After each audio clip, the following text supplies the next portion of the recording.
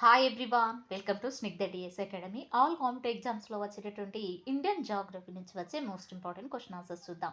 So friends, let's start the class. Question number 1. ఈ క్రింది వాటిలో నేల కోతను తనిఖీ చేసే పద్ధతులు ఏవి? ఆన్సర్ ఆప్షన్ డి అండి. 1, 2, 3 మరియు 4 అంటే ఇక్కడ స్ట్రిప్ట్ క్రాపింగ్, కాంటౌర్ దున్నడము, నీటి పారుదల మరియు ఎరువుల వాడకము, టెర్రేస్ వ్యవసాయము అంటే ఇవన్నీ కనుక చూసినట్లయితే నేల కోతను తనిఖీ చేసేటటువంటి పద్ధతులుగా చెప్పవచ్చును. నెక్స్ట్ క్వశ్చన్, ఈ క్రింది ఏ మార్గాలలో నేలను సంరక్షించవచ్చును? ఆన్సర్ ఆప్షన్ ఏ అండి. 1, 2 మరియు 4 అంటే ఇక్కడ 1 మరియు 2 మరియు 4 అంటే కాంటౌర్ దున్నడము, నెక్స్ట్ టెర్రేసింగ్, నెక్స్ట్ పంట భ్రమణము. అయితే ఈ మూడు కనుక చూసినట్లయితే, ఈ మూడు మార్గాలు కనుక చూసినట్లయితే నేలను సంరక్షించే వాటిగా చెప్పవచ్చును. నెక్స్ట్ క్వశ్చన్, ఉత్తర భారతదేశం, బీహార్ పీఠభూమి మరియు ఒరిస్సాలోని లోతట్టు ప్రాంతాలలో చాలా వరదలు ఈ క్రింది వాటిలో వేటితో సంబంధము కలిగి ఉన్నాయి? అంటే ఒరిస్సాలో కనుక చూసినట్లయితే లోతట్టు ప్రాంతాలలో కనుక చూసినట్లయితే చాలా వరదలు రావడం జరుగుతుందండి. అయితే ఈ క్రింది వాటిలో వేటితో సంబంధం కలిగి ఉంటాయంటే ఆన్సర్ వచ్చేసి ఆప్షన్ బి అండి, పర్వతీయ వర్షపాతము. ఏంటండి? పర్వతీయ వర్షపాతము.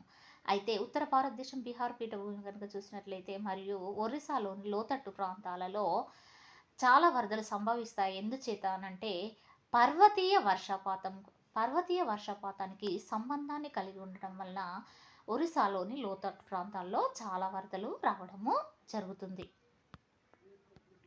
నెక్స్ట్, ఈ క్రింది వాటిలో అటవీ భూమిని అత్యధికంగా ఆక్రమణకు గురి చేసిన జాబితాలో అగ్రస్థానంలో నిలిచిన రాష్ట్రం ఏది? Very very important question. ఇది ఆల్ కాంపిటేటివ్ ఎగ్జామ్స్లో రావడం జరుగుతుంది. అయితే అటవీ భూమిని అత్యధికంగా ఆక్రమణకు గురి చేసినటువంటి జాబితాలో అగ్రస్థానంలో నిలిచిన రాష్ట్రం ఏది అని అంటే హర్యానా. ఏంటండి?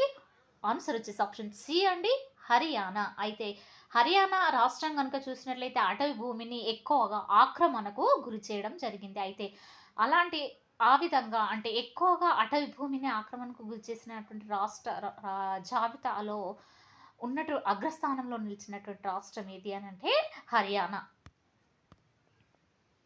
భారతదేశంలో వాస్తవ అటవీ విస్తీర్ణంలో భౌగోళిక భూభాగం 2021 ప్రకారము ఎంత నిష్పత్తిలో ఉంది?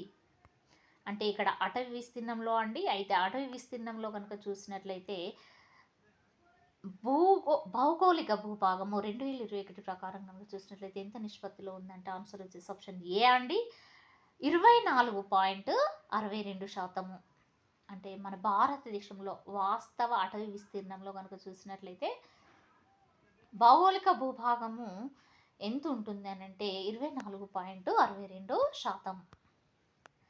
నెక్స్ట్, ఈ క్రింది వాటిలో భారతదేశంలోని అత్యంత ముఖ్యమైన వాణిజ్య అడవులు ఏవి? ఆన్సర్ ఆప్షన్ బి అండి, ఉష్ణమండల ఆకురాల్చే అంటే అత్యంత ముఖ్యమైన వాణిజ్య అడవులు అంటే ఇక్కడ ఏంటండి, వాణిజ్య అడవులు అండి ఇక్కడ. అయితే ఏంటి అంటే అవి ఉష్ణమండల ఆకురాల్చేటటువంటి అడవులు అత్యంత ముఖ్యమైనటువంటి వాణిజ్య అడవులుగా చెప్పవచ్చును. నెక్స్ట్, ఈ క్రింది జతల్లో ఏది సరిగ్గా సరిపోలలేదు? ఆన్సర్ ఆప్షన్ డి అండి, కొండ చర్యలు విరిగిపడిన ప్రాంతము చోటా నాగ్పూర్ పీఠభూమి. అంటే కొండ చర్యలు విరిగిపడిన ప్రాంతం అనేది చోటా నాగ్పూర్ పీఠభూమికి ఇది కరెక్ట్గా లేనిది అని చెప్పి చెప్పవచ్చును. భారతదేశంలో గల నేలల విస్తీర్ణం దృష్ట్యా ఈ క్రింది వాటిని అవరోహణ క్రమంలో అమర్చండి. అంటే మన భారతదేశంలో కనుక నేలల విస్తీర్ణం దృష్ట్యా కనుక చూసినట్లయితే అవరోహణ క్రమంలో అమర్చబడేది అని అంటే ఏంటి అంటే ఆన్సర్ వచ్చేసి ఆప్షన్ ఏ అండి, 1, 4, 2, 3. అంటే ఇక్కడ 1, 4, 2, 3 అంటే ఎర్ర నేలలు, నెక్స్ట్ ఒండ్రు నేలలు, నల్ల నేలలు, లేటరైట్ నేలలు. భారతదేశంలోని నేలల గురించి ఈ క్రింది ప్రకటనలు పరిగణించండి. ఆన్సర్ ఆప్షన్ బి అండి, 1, 3, 4. అంటే భారతదేశంలో కనుక చూసినట్లయితే నేలల గురించి కొన్ని ప్రకటనలు ఇవ్వబడినాయండి. అయితే ఇచ్చినటువంటి ప్రకటనలో సంవత్సరంలో అధిక ఉష్ణోగ్రతలు హ్యూమస్ ఏర్పడడాన్ని ఆలస్యం చేస్తాయి. నెక్స్ట్ బస్టా బసాల్ట్లోని టైటానియం లవణాలు భారతీయ పీఠభూమిలోని నేలలకు నలుపు రంగును అందిస్తాయి. నెక్స్ట్ ఎర్ర నేలలు భారత పీఠభూమి పరిధీయ ప్రాంతాలకు పరిమితమై ఉన్నాయి. ఏంటి అండి, ఎర్ర నేలలు కనుక చూసినట్లయితే భారత పీఠభూమి పరిధీయ ప్రాంతాలకు పరిమితమై ఉన్నాయి. భారతదేశంలోని ఎర్ర నేలలకు సంబంధించి క్రింది ప్రకటనలో ఏది సరైనది? అంటే మన భారతదేశంలో కనుక చూసినట్లయితే ఎర్ర నేలలు ఉంటాయండి. అయితే ఎర్ర నేలలకు సంబంధించి ఇచ్చినటువంటి ప్రకటనలో ఏది సరైనది అని అంటే ఆన్సర్ వచ్చేసి ఆప్షన్ బి అండి. అయితే 1 మరియు 3 మాత్రమే. అంటే ఫెర్రిక్ ఆక్సైడ్ మోతాదు కారణంగా నేల రంగు ఎరుపుగా మారుతుంది. ఏంటండి అది? ఫెర్రి ఆక్సైడ్ కారణంగా కనుక చూసినట్లయితే నేల రంగు ఎరుపుగా మారడము జరుగుతుంది. నెక్స్ట్ ఇంకొకటి ఏంటంటే అవి ఫోరస్ మరియు ఫైబ్రల్ స్ట్రక్చర్ కలిగి ఉంటాయి. ఏంటి అండి? ఫోరస్ మరియు ఫైబర్ స్ట్రక్చర్ను కలిగి ఉంటాయి. నెక్స్ట్ క్వశ్చన్, ఈ క్రింది వాటిలో దేశంలో అవనాలిక క్రమక్షయం ఎక్కువ గల ప్రాంతాలు. అంటే అవనాలిక క్రమక్షయం ఎక్కువ గల ప్రాంతాలు ఏంటి అని అంటే ఆన్సర్ వచ్చేసి ఆప్షన్ డి అండి.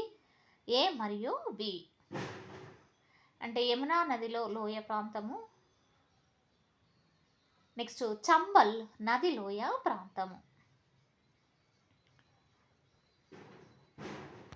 నెక్స్ట్ క్వశ్చన్, ఈ క్రింది వాటిలో నేల తేమను నిలుపుకోవడం వల్ల ఏ మట్టికి తక్కువ నీటిపారుదల అవసరం? ఆన్సర్ ఆప్షన్ బి అండి, నల్ల రేగడి నేల. అయితే నేల తేమను నిలుపుకోవడం వల్ల ఏ మట్టికి తక్కువ నీటిపారుదల అవసరం అని అంటే నల్ల రేగడి నేలకు కనుక చూసినట్లయితే అది నేల తేమను నిలుపుకోవడం వల్ల అయితే నల్ల రేగడి నేలకు తక్కువ నీటిపారుదల అనేది అవసరం ఉంటుంది. భారతదేశంలోని నల్లరేగడి నేల గురించి క్రింది ప్రకటనలు పరిగణించండి. ఆన్సర్ ఆప్షన్ ఏ అండి, కేవలం 1. అంటే నల్లరేగడి నేల తడిగా ఉన్నప్పుడు జిగటగా మారుతుంది. నెక్స్ట్ ఈ క్రింది వాటిలో లవణీయత నేలలు ఈ లవణీయత నేలలను క్షార నేలలు అని కూడా అంటారండి. అయితే లవణీయత నేలలు ఏ రాష్ట్రంలో ఎక్కువగా ఉన్నాయి? ఆన్సర్ ఆప్షన్ బి అండి, పంజాబ్. అంటే లవణీయత నేలలు కనుక చూసినట్లయితే పంజాబ్ రాష్ట్రంలో ఎక్కువగా ఉన్నాయి. వెరీ వెరీ ఇంపార్టెంట్ క్వశ్చన్ అండి. ఇది ఆల్ కాంపిటేటివ్ ఎగ్జామ్స్లో రావడం జరుగుతుంది. అయితే లవణీయత నేలలను క్షార నేలలు అని కూడా అంటారు. ఇవి పంజాబ్ రాష్ట్రంలో కలవు. ఈ క్రింది వాటిలో గంగా మైదానంలో నదిలో ఒడ్డున కనిపించే ఒండ్రు మట్టిని ఈ విధంగా పిలుస్తారు. అంటే గంగా మైదానంలో కల్పించేటటువంటి నదిలో ఒడ్డున కల్పించే ఒండ్రు మట్టిని ఏమంటారు అని అంటే ఆన్సర్ వచ్చేసి ఆప్షన్ ఏ అండి, కాదర్. అంటే గంగా మైదానంలో కనుక చూసినట్లయితే నదుల ఒడ్డున ఉంటాయి కదండి. అయితే నదిలో ఒడ్డున కనిపించేటటువంటి ఒండ్రు మట్టును కాదర్ అని అంటారు. ఈ క్రింది వాటిలో కాదర్ అనే పదానికి సరైన అర్థాన్ని గుర్తించండి. ఆన్సర్ ఆప్షన్ ఏ అండి, కొత్త ఒండ్రు నేలలు. అయితే కాదర్ అనే పదానికి అర్థం ఏంటంటే కొత్త ఒండ్రు నేలలు అని చెప్పేసి అర్థం అండి. నెక్స్ట్ ఈ క్రింది జంటలో ఏది సరిగ్గా సరిపోలలేదు? ఆన్సర్ ఆప్షన్ సి అండి, లాటరైట్ పంజాబ్. అంటే సరిగ్గా సరిపోలేదు ఏంటి అంటే లాటరైట్ అనేది పంజాబ్కు సరిపోలేనటువంటిది. అంటే ఏ నెలలు ఏ రాష్ట్రాల్లో ఉన్నాయంటే ఒండ్రు నెలలు కనుక చూసినట్లయితే ఉత్తరప్రదేశ్లో కలవు, రేగూర్ నేలలు మహారాష్ట్రలో, నెక్స్ట్ ఎరుపు మరియు పసుపు నేలలు ఛత్తీస్గఢ్లో కలవు. అయితే లాటరైట్ నేలలు కనుక చూసినట్లయితే పంజాబ్లో లేవండి. అయితే ఇక్కడ దీనికి మ్యాచ్ కాలేదు కాబట్టి ఇది సరైనది కానిదిగా చెప్పవచ్చును. భారతదేశంలోని లాటరైట్ నేలల గురించి ఈ క్రింది వాటిలో ఏది సరైనది కాదు? ఆన్సర్ ఆప్షన్ సి అండి, ఈ నేలల్లో ఇనుము తక్కువగా ఉంటుంది కానీ నత్రజని సమృద్ధిగా ఉంటుంది. అయితే ఇనుము అయితే తక్కువగా ఉంటుంది కానీ నత్రజని మాత్రం సమృద్ధిగా ఉండడం జరుగుతుంది. ఏ నేలల్లో అండి? లాటరైట్ నేలల్లో. భారతదేశంలోని ఒండ్రు నేలల గురించి ఈ క్రింది ప్రకటనలో ఏది సరైనది? అంటే ఇక్కడ ఒండ్రు నేలలు అండి, ఆన్సర్ వచ్చేసి ఆప్షన్ బి అండి, 2 మరియు 4.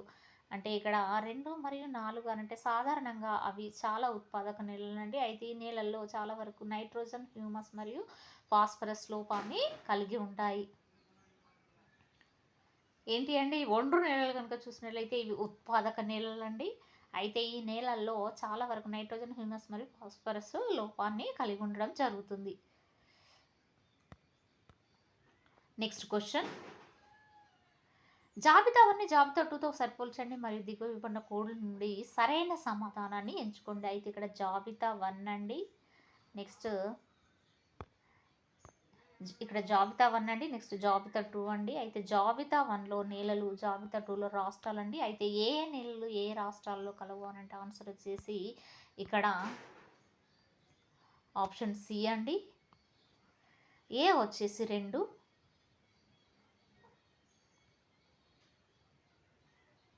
అంటే ఒండ్రు నేలలు కనుక చూసినట్లయితే ఉత్తరప్రదేశ్ రాష్ట్రంలో కలవు.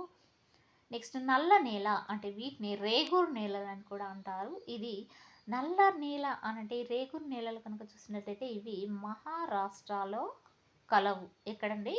మహారాష్ట్రలో కలవు. నెక్స్ట్ ఎడారి, ఇది రాజస్థాన్లో కలదు. ఎక్కడండి? రాజస్థాన్లో కలదు. నెక్స్ట్ రెడ్ అనేది రెడ్ నేలలు కనుక చూసినట్లయితే ఇది మేఘాలయలో కలవు. ఎక్కడండి? మేఘాలయలో కలవు. అయితే ఒండ్రు నేలలు కనుక చూసినట్లయితే ఉత్తరప్రదేశ్, నల్ల నేలలు రేగూర్ నేలలు అనేవి మహారాష్ట్ర. నెక్స్ట్ ఎడారి కనుక చూసినట్లయితే రాజస్థాన్లో కలవు. నెక్స్ట్ రెడ్ నేలలు కనుక చూసినట్లయితే ఇవి మేఘాలయాలలో కలవు.